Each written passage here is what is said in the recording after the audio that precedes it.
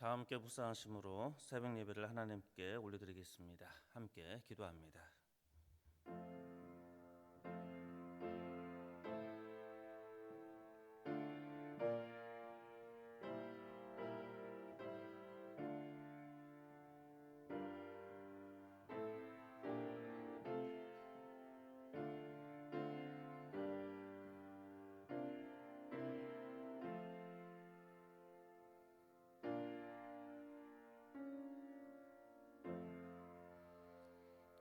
사랑의 하나님 감사합니다. 이 이른 아침 주님 앞에 나아갑니다.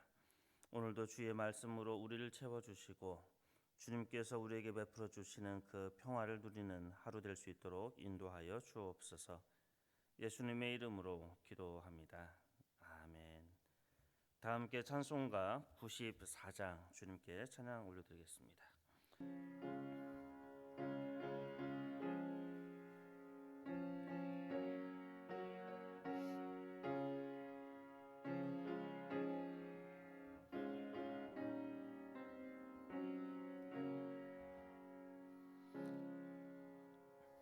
주 예수보다 더 귀한 것은 없네.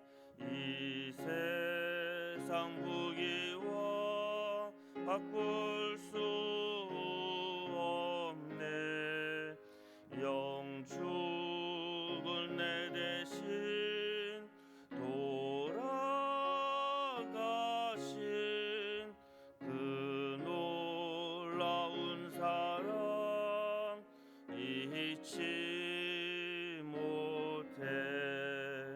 세상 즐거움 다 버리고 세상 자랑 다 버렸네. 주 예수보다 더 귀한 것은 없네. 주 예수밖에는 없네. 주 예수보다 더 귀한 것은 없네. 이 세상 명예와 바꿀 수 없네.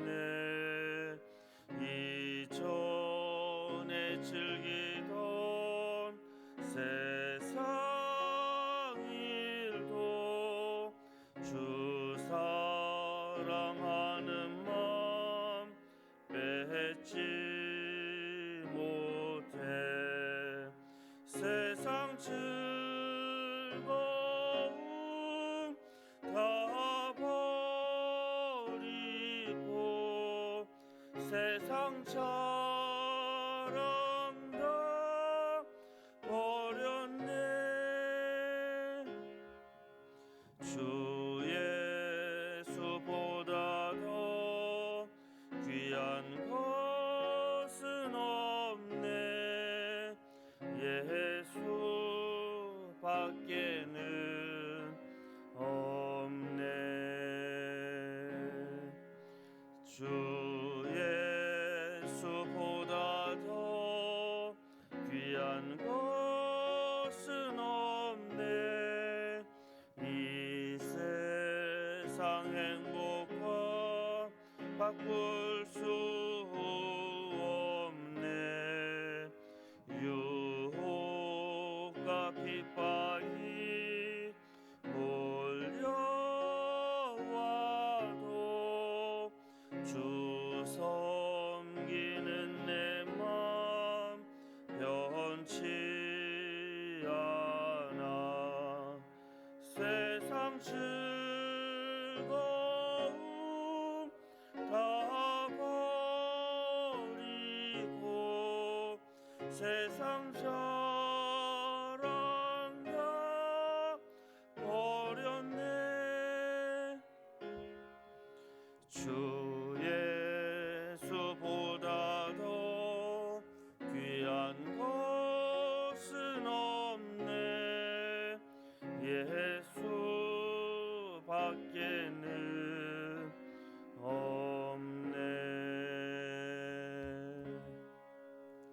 아멘. 오늘 우리에게 주시는 하나님 말씀 야고보서 1장 12절에서 18절까지 말씀입니다. 야고보서 1장 12절에서 18절까지 말씀을 한 절씩 교독하겠습니다. 12절의 말씀 제가 먼저 읽습니다. 시험을 참는 자는 복이 있나니 이는 시련을 견디어낸 자가 주께서 자기를 사랑하는 자들에게 약속하신 생명의 면류관을 얻을 것이기 때문이라. 사람이 시험을 받을 때에 내가 하나님께 시험을 받는다 하지 말지니 하나님은 악에게 시험을 받지도 아니하시고 친히 아무도 시험하지 아니하시느니라. 오직 각 사람이 시험을 받는 것이 자기 욕심에 끌려 미혹됨이니 욕심이 잉태한즉 죄를 낳고 죄가 장성한즉 사망을 낳느니라. 내 사랑하는 형제들아 속지 말라. 온갖 좋은 은사와 온전한 선물이 다 위로부터 빛들의 아버지께로부터 내려오나니 그는 변함도 없으시고 회전하는 그림자도 없으시느니라. 함께 읽겠습니다. 그가 그 피조물 중에 우리로 한 첫 열매가 되게 하시려고 자기의 뜻을 따라 진리의 말씀으로 우리를 낳으셨느니라. 아멘. 오늘도 말씀의 은총이 저와 여러분에게 함께하기를 소원합니다. 야고보서 말씀은 사실 한국 교회에서 많이 잘 설교되지가 않았던 시절이 있었습니다. 그도 그럴 것이 종교개혁의 위대한 종교개혁가 루터는요, 야고보서를 가리켜서 지푸라기 서신이다라고 굉장히 평가절하했던 그러한 역사가 있기 때문에 그렇습니다. 그리고 루터가 가장 했던 위대한 일은 성경 원문을 독일어로 번역하고 많은 대중들에게, 백성들에게, 하나님의 자녀들에게 성경을 모두 다 읽을 수 있게 했던 것이 바로 루터의 역사적으로 가장 위대한 점입니다. 그럼에도 불구하고 한 명의 인간이기 때문에 그에게는 부족함이 있었습니다. 하나님의 말씀은 동일하게 중요하고 동일하게 무게를 갖고 있습니다. 야고보서는 결코 지푸라기 서신이 될 수 없다는 그런 의미이기도 합니다. 이 야고보서는 무엇보다 오늘날 이 시대를 살아가는 저와 여러분에게 진정 어떻게 살아가야 되는지에 대한 메시지를 명확하게 우리에게 주고 있습니다. 야고보서를 흐리고 있는 가장 핵심적인 단어는 시험이라는 단어가 우리에게 계속 다가오고 있습니다. 우리는 인생의 시험을 맞닥뜨릴 때 이런 질문을 하나님께 합니다. 그때 하나님 어디 계셨습니까? 내가 그렇게 고난 속에 있을 때, 내 인생의 비참함 속에 있을 때, 내 삶의 시험 속에 하나님, 그때 하나님은 어디 계셨습니까? 이러한 질문은 인간이 가지고 있는 가장 오래된 질문이기도 합니다. 그리고 이 질문이 주는 그 압박감, 이 질문이 주는 그 무게감, 또 이 질문이 주는 또한 여러 가지 불합리함, 그런 것들은 우리로 하여금 때로 어떤 이들은 신을 떠나게 만듭니다. 그리고 그의 삶 속에서 하나님을 지워버리는 그런 일들을 우리는 보게 됩니다. 또 어떤 이들에게는요, 이러한 질문들은 하나님의 신비를 만나게 하고 이러한 질문을 통해서 하나님께서 주시는 깊은 은혜와 은총을 또한 경험하게 됩니다. 사실 이 질문은요, 정답이 없다는 것이 바로 이 질문의 어려움에 있습니다. 악의 문제나 우리가 당하고 있는 시험의 문제나 고난의 문제에는요, 사실 정답이 없습니다. 정답이 없는 이 질문에 우리가 해야 될 것은 인내하고 그 가운데 하나님을 신뢰하고 하나님께서 궁극적으로 우리를 승리하실 것이다라고 하나님을 믿고 나가는 겁니다. 그리고 우리 자신에게 향했던 그 시선을 이제 타인에게 돌리고 위로 올려드리고 우리의 시선을 하나님의 시선에 맞추는 것, 그것이 우리가 할 바입니다. 어른이 된다는 것은 무엇입니까? 초등학교 시절에 우리의 세계는 어떠한 세계였습니까? 사지선답의 세계입니다. 예스와 노가 명확했던 세계가 우리가 초등학교 때 경험하는 그러한 세계일 것입니다. 하지만 우리가 철이 들고 어른이 되어서 아는 것은 무엇입니까?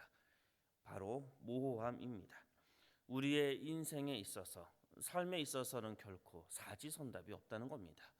예스와 노가 우리의 삶을 규정 지을 수 없다는 겁니다. 우리의 삶은 모호하고 때로 정답이 없는, 답이 없는 그런 수도 없이 많은 질문들이 우리의 삶 속에서 주어진다는 겁니다. 이때 어른이 된다는 것, 성숙해진다는 것은요, 그러한 삶의 모호함을 그냥 견디어내는 것을 의미합니다. 오늘 우리가 함께 맞닥뜨리고 있는 이 시험에 대한 문제가 그렇습니다. 12절에 이렇게 이야기하지요. 시험이 있으면 그것을 참으라 라고 이야기합니다. 시험을 참는 자는 복이 있기 때문에 그렇습니다. 참다는 이 말을요, 사실 2절에서 3절에서는요, 인내라는 말과 동일한 단어입니다.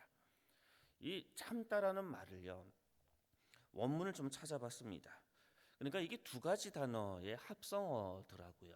그 메노라는 단어, 머무르다라는 단어하고요, 휘포라는 단어, 옆에 또는 그 아래라는 단어의 합성어입니다. 그래서 원래 그 의미를 따지면 이렇게 해석할 수가 있습니다. 그 옆에 머무르다 또는 그 아래 머무르다라는 것입니다. 시험을 맞닥뜨리면 우리는 그 시험에 대해서 그것을 회피하거나 눈 감아 버리는 것이 아니라 하나님께서는 야고보를 통해서 우리에게 이렇게 이야기하십니다. 그 시험을 맞닥뜨리면 시험 옆에 머무르라고, 시험 아래 그냥 머무르라고, 그렇게 우리 주님께서 말씀하십니다. 이것은 시험이 다가오면 그 시험을 마주 대항하고 그것을 마주 보며 그 시험 아래에서 그것을 견뎌내라는 주님의 말씀입니다. 그 이야기는 다른 말로 표현한다면 삶의 수도 없이 많은 모호한 질문 속에서 그 모호함, 그 불확실함을 그냥 견디어내라, 주님의 말씀입니다. 그럴 때 우리 주님께서 복이 있다 말씀하십니다. 이 복이 있다는 이 단어는 우리 주님께서 쓰신 말씀이지요. 산상수훈에서 바로 복이 있다, 팔복의 그 단어가 이 복이 있다라는 단어입니다.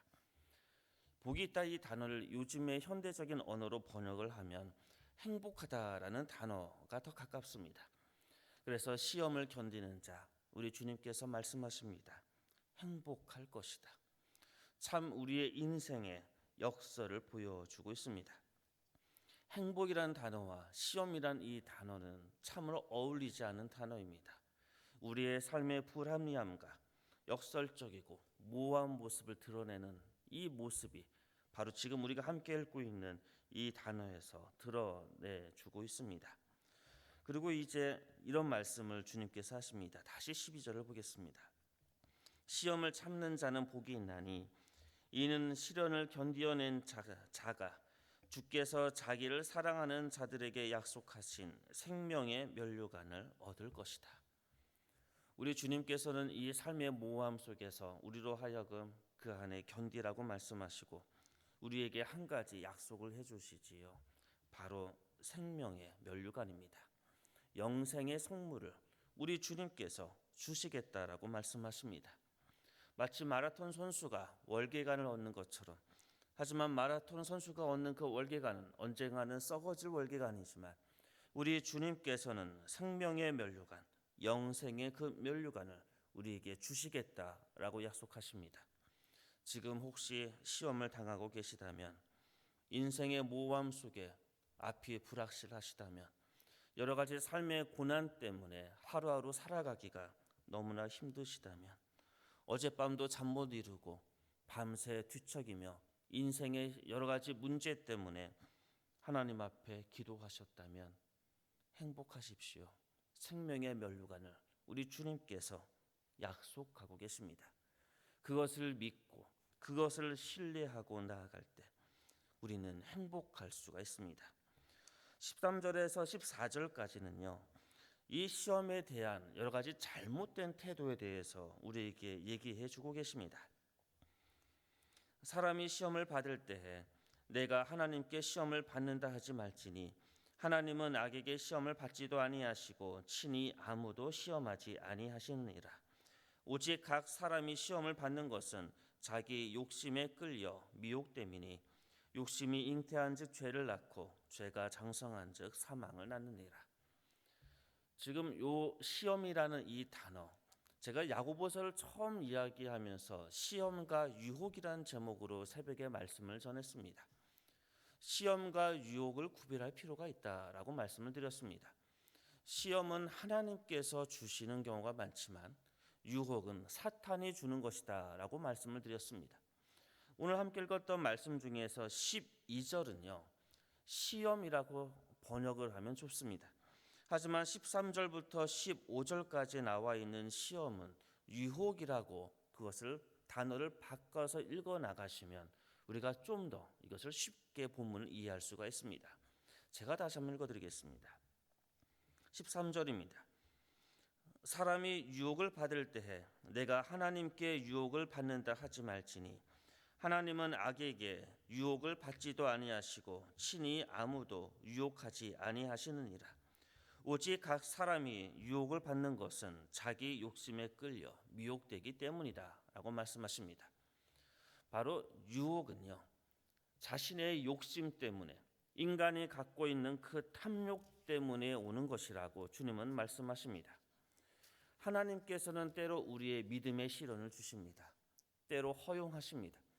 하지만 기억하십시오. 결코 유혹이 아니라는 겁니다. 유혹의 목적은 우리를 넘어뜨리는 겁니다. 하지만 시험의 목적은 우리를 연단시키는 겁니다. 분명 차이가 있다는 겁니다. 우리의 삶 속에 여러 가지 시험이 다가올 때 우리가 그 시험을 대할 때 우리 안에 탐욕과 탐심과 우리 안에 있는 욕심으로 그것을 대한다면 그것은 유혹이 될 것입니다. 그리고 유혹이 되면 그것은 우리를 넘어뜨릴 것입니다. 그것을 15절에서는 이렇게 표현합니다. 너희의 탐심이 너희의 욕심이 잉태해서 너에게 죄를 낳게 할 것이고 그 죄의 마지막은 사망이다 라고 주님이 말씀하십니다. 생명과 사망, 믿는 자의 앞에는 모든 인간의 앞에는 생명의 길과 사망의 길이 있습니다. 우리가 맞닥뜨리는 시험 앞에서 우리가 믿음으로 하나님을 신뢰하며 나아간다면 주님께서는 우리에게 생명을 약속하시지만 그 시험 앞에 우리가 탐욕과 욕심으로 나아가면 그것은 우리로 하여금 사망으로 나아가게 만들어질 것입니다. 오늘도 시험 앞에 결코 굴복하지 마시고 그 시험 앞에 당당히 마주서서 그 옆에 앉아서 그것을 견뎌내시고 온전히 하나님께서 우리에게 궁극적으로 승리하게 만들 것이다라는 그것을 신뢰하며 오늘도 견디며 나가기를 소원합니다. 그것은요 우리 주님께서 이렇게 말씀하셨기 때문에 그렇습니다. 18절입니다. 그가 피조물 중에 우리로 한 첫 열매가 되게 하시려고 자기의 뜻을 따라 진리의 말씀으로 우리를 낳으셨다. 하나님께서는 하나님의 그 진리의 말씀으로 우리를 낳으셨습니다. 그리고 이 말씀을 통해서 우리는 시험을 이겨낼 수가 있습니다. 사실 오늘 함께 읽었던 이 본문은 두 번째 서론에 해당합니다. 어제 그 말씀을 드렸지요. 첫 번째 서론이 있고 두 번째 서론이 있는 이중 서론이 야고보서의 가장 큰 문학적인 특징이다라고 말씀을 드렸습니다.